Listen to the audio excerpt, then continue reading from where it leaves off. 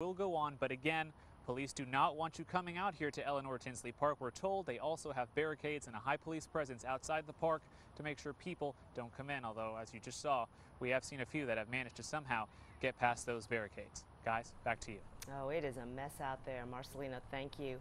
Our Air 11 live now over the Galleria area as we take a look as it kind of zooms into that Galleria area.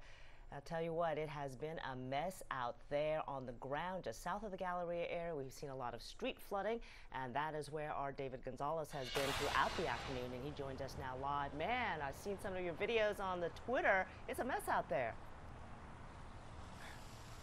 It was an absolute mess out here, Sherman, earlier today. But luckily, as you can see, the water has luckily receded. It is completely gone. And this road, Stage Road in between Richmond and 59 is back open. And that obviously has a lot of drivers happy because they could get through this important corridor here in the Galleria area. But you guys have to check out this video from earlier today.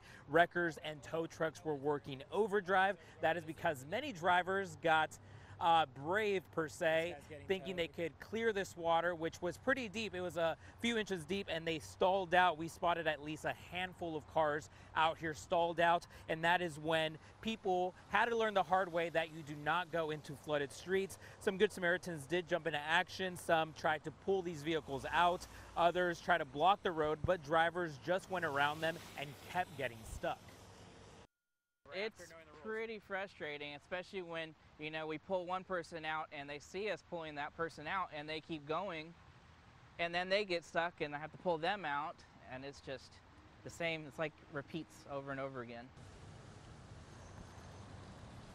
And the big trucks also coming in handy. We did spot a couple pedestrians who were walking alongside these sort of islands, and I did spot one of these big trucks actually help that person get out of that little island that had formed.